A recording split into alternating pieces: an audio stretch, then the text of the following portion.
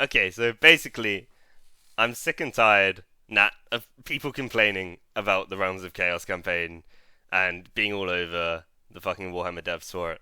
And I just wanted to say why I think actually maybe it's good. All right, I'm here to hear your points. Yeah, okay, that's pretty much it. So first off, alright, here's basically everything that you always hear about the game all the time. Like fucking every video they make or every post, people complaining about this stuff. And some of it they have actually already addressed, like the debuffs one. They rolled Yeah, that back in a patch already. But yeah, so these debuffs to legendary lords, where like every time that you come out of the Chaos Realm, you have to sit in your main base for like 4 or 5 turns or whatever. yeah, if you're lucky. Sometimes it was like 10, right? Yeah, And like sometimes literally our first campaign, right? yeah. It can be it's long as hell. I get that, but I do think it has a point, which I'll talk about in a bit. Climate penalties, pretty annoying, especially Generally. like Zinch, where you just start next to a desert you can't take over. Yeah, I think he's probably the worst defender. I Or don't think there's like a single region of Cathay that's green for him. yeah, it's pretty annoying, and like and Xiao Ming as well, right? Where Yeah, it's just like you start next to the mountains. Clearly, your sister's meant to do the other bit, and it's like, oh no, you can't take mountains. yeah, Like, and then there's orange. it's not Sorry, that. buddy. Which, like, it's also annoying. Mine assessment battles. That's the big one. Ah, Fucking I hate everybody. those things. Yeah, right? Everybody hates mine assessment battles. Everyone was asking for them all the time in Warhammer 2, which I think a lot of people forget. Like, a lot of people were like, oh, it's annoying that, like, that minor settlements are just land battles. And then you get the big lord Yeah, ones. There's nothing in between. I mean to be fair, I say I hate them. I wouldn't really say I hate them. I feel like I just do too many of them. Yeah, Well, it's just there's your point. I can see it now. There's just too many. there's a lot of them going on, yeah. And then Chaos Rifts as well. Again, Mm. they kind of bent to like community feedback on this one because like they just chickened out and made that building that you can put in. I quite like that though because that's a building that had basically no use. And its entire purpose is like reducing Skaven undercities or something. But there's like what 3 Skaven factions in the realm of chaos. That's true, yeah. I forgot that was in the No, game before.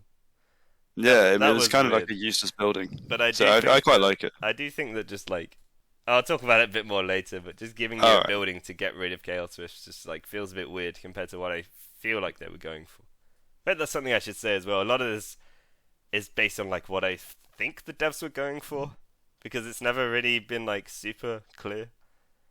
No, Uh, yeah, well, like but their like design rather than yeah, gameplay. like design wise, because I feel like a lot of people kind of missed the point. Like a lot of people kind of wanted Immortal Empires or Mortal Empires Part Two, Yeah. because we were all used to that. We were all spoiled in Warhammer 2. But the Realms of Chaos kind of like isn't that at all. You're not meant No, to. it's a narrative campaign. Yeah, exactly. You're not meant to like paint the whole map with your faction like you are in Mortal Empires. But I think that's what people are comparing it to, basically. I think that's why they think that all of those other things are bad, because they're kind of not sound like an asshole. They're kind of playing it wrong.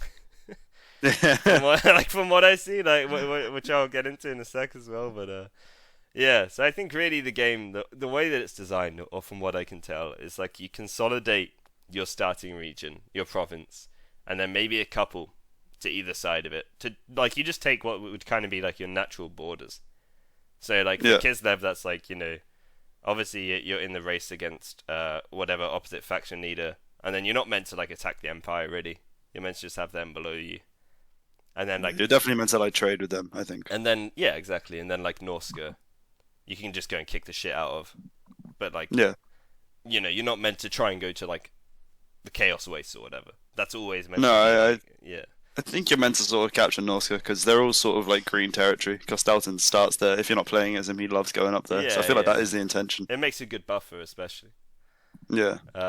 Yeah, so and then I think basically once you have that, you're just meant to keep jumping into the rifts with your legendary lord, going after the souls, and then kind of locking down the fort, against like the rifts and against whatever is on your borders. From what I can tell, rather than like solid expansion, which like might sound a bit obvious, but I think people really like miss the point of. Yeah, it's not like empire building really, is it? It's not meant to be at least. Yeah, yeah. So like for the first one, for the first complaint I have, obviously this was ridiculous. where I could go. Yeah, this was just nuts. Yeah. that needed patching. But yeah, so you go in there, you get this pretty nasty debuff on your legendary lord, and then the only way to fix it is to basically camp in your capital. Yeah. Which, like you say, could go on as long as 10 turns. Like, it could be very annoying. But if you think about it in terms of the gameplay that I kind of just described, spending minimum 5 turns or whatever in your capital basically forces you to replenish your troops. And then also, if you've got any new technologies or built any new buildings, because bear in mind, you have a better chance of curing it if the place is more built up, right? So it encourages you to go for your capital. So that encourages you to go to your region where you have most of your buildings. Like, basically saying, go and, like, rebuild your army. You have to stay there for 10 turns anyway. Like, all the new units and stuff that you can get from your buildings and technology, you can put into your main army now. Yeah. You see what I mean? You've been building. Yeah, like your tier 4 special military buildings. Yeah, exactly. You get your warbear riders, get your don't always have time minotaurs. You don't always have time to do that shit when you're playing normally. This basically forces you. It's like, hey, just stay there, relax for a bit, and like just rebuild your army with all your new stuff that you have. Plus, you've probably taken a bit of a fucking beatdown, right? Exactly. Because you've just been in the Chaos Realms and done a survival battle. Which you probably haven't auto-resolved for a heroic victory or whatever it always gives you. No, you get the free auto-resolve, but I don't think that was always the case. I don't think. I think it might have been, but I don't think it should have been. Yeah. So, but I think I do think the legendary lore debuffs had a very specific point, which was to make you take your time and rebuild your army after you've gone into the thing. And also, if you have to wait 10 turns between, like, when your guy's available again, then that makes the wait between the Chaos Rifts not feel as much. Yeah, see, that's one of my biggest criticisms. Yeah, it definitely is. There's just too much time between them. And then also, the rifts themselves are there for, 15 turns? Most realms you can probably complete within, 5, unless it's Tzeentch, in which case that takes ages. But, you can mostly complete it between 5 and 10, so you've got to wait 5 turns for the rift to go away.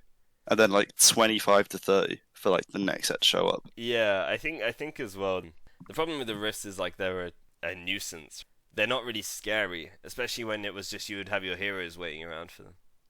Yeah, exactly. It was just one more thing you had to plan for. It's just they're a bit weird. I think if they wanted to reinforce this kind of design, like what I'm saying, the rifts should have been much scarier. Like where you need armies to stop them. Yeah, first of all, to make so heroes can't stop them.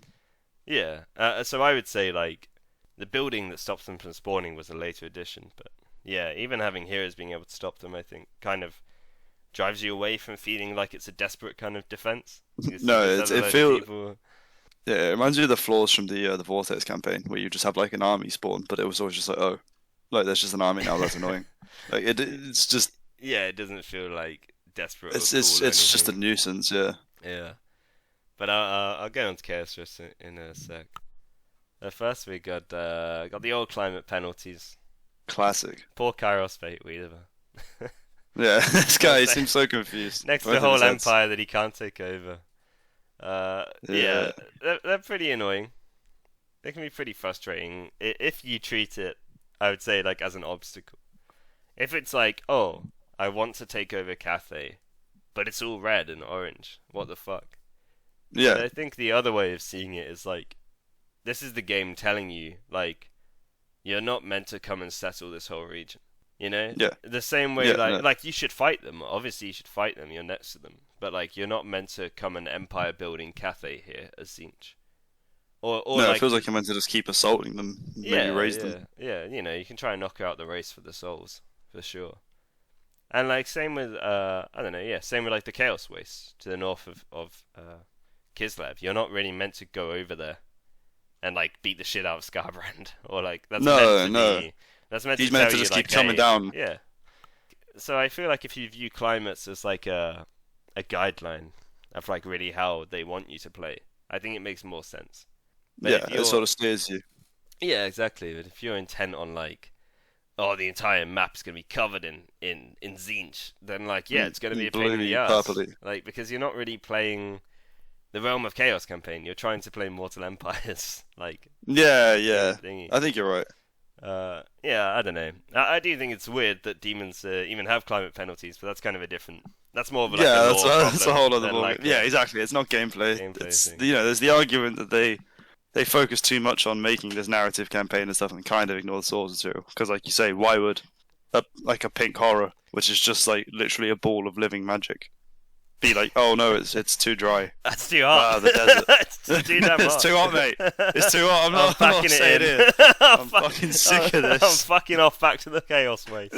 Like, this guy is just like literally out of complete control of his master. But like you say, it's a different story. Obviously, that's not what they wanted. What they wanted was to, like you say, steer them away, steer you away from Cathay, like towards all the chaos wastes. Sure, you know, manipulate your little guys that are already in Cathay.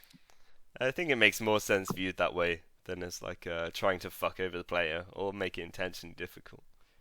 No, it does. I don't think it's an oversight either. Like, I don't think they've just gone, oh yeah, take Cathay. Oops, they accidentally made it all orange and red. Like, when I was like researching for this, the people that were like, they didn't even bother playtesting their own campaign. I think they might have. Oh my god, like, shut the fuck up. Yeah, like, that's what I mean. I think a lot of the hate was directed at the Realm of Chaos, and I think, you know, some of it was justified in a sense, because it's like, even if they were going for this narrative, perhaps it wasn't. Perhaps, like, forcing too much of the story isn't that fun. Like you say, like, just the anti-fun of going into a Chaos Rift, struggling to do it, and the reward is, what, like a debuff? Exactly, like, exactly. It makes sense when you view it from the perspective, but when you don't have that context, or when you're not seeing it like that, then, yeah, it's just like, oh, thanks.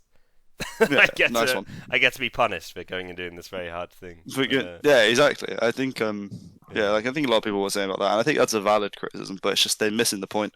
I think so. Of just like, it's not meant to be punishing. I think the reward is the ultimate chaos, man. I think the reward is ultimately the winning of the campaign. Right? Yeah, that's the reward. Yeah, you haven't won by getting one soul. That's just part. No, that's the difficult task. That's the bullshit you have to go through 4 times, and then you have to do it again, and then you get Bellicle, and he's kind of the reward as well because you get him for multiplayer stuff. Which also I hate all the people that were like, this sucks because he doesn't have a unique skill tree. Like, shut up, man.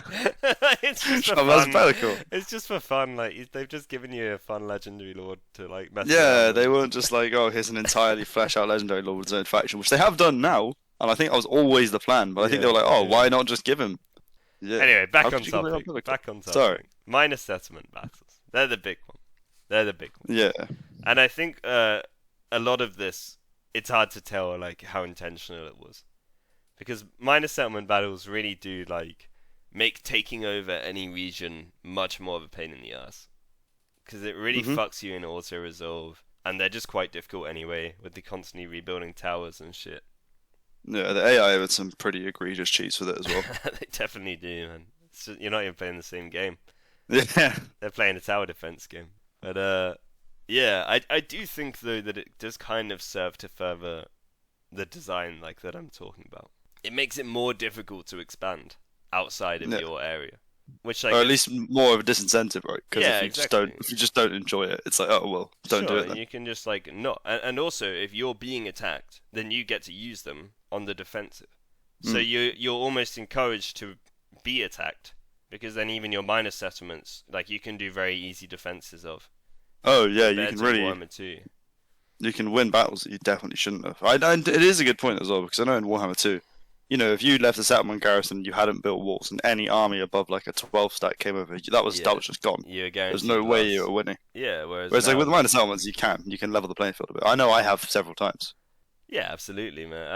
And I think sick of the game, it helps with the defense. I mean, even the armies that come out of Chaos Rift sometimes, if you somehow manage to leave them long enough that an army comes out, they're normally not big enough that like you can't beat them with a minor settlement, which is kind of crazy. And some good tactics, at least. Some good tactics, yeah. But I think minor assessments do feed into this by making it you're more incentivized to play defense than offense, and like stay in your lane kind of thing. It remains to be seen how prevalent they are in Immortal Empires. I think that will be quite different, but that's not really what this is like about.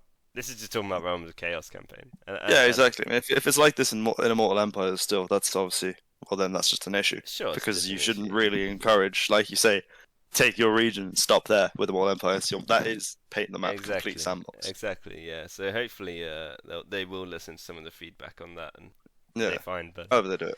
But yeah, I think, if you're this guy that I found on Reddit, who says, I have now taken about 60 plus settlements. like 60 Yeah, plus settlements. 60 plus. You're doing it wrong, man. Like you, meant. I'm not trying to tell you how to play the game, but like if you're doing 60 minor settlement battles in one campaign, you're doing it wrong. To be fair, right, you did go to Reddit. Yeah, that's not exactly the the pinnacle of good takes. But that's where a lot of this video comes from, is just finding annoying takes on like just bad takes on YouTube Reddit, comments and Reddit. Although There's a lot of good stuff on there. I do like the subreddit overall. I find, but goddamn, most people who just love to complain, and like you say, miss the point. No, which is kind of the entire point of this video. Isn't it? They've missed the point. Exactly, I think so. Yeah, I don't know, man. 60 plus settlement battles in one playthrough. Yeah. I also there's another minor thing which I don't know if you've touched on in this video at all, but like their buildings aren't that good. It's not. It's like, oh, it's worth building up the economy or whatever.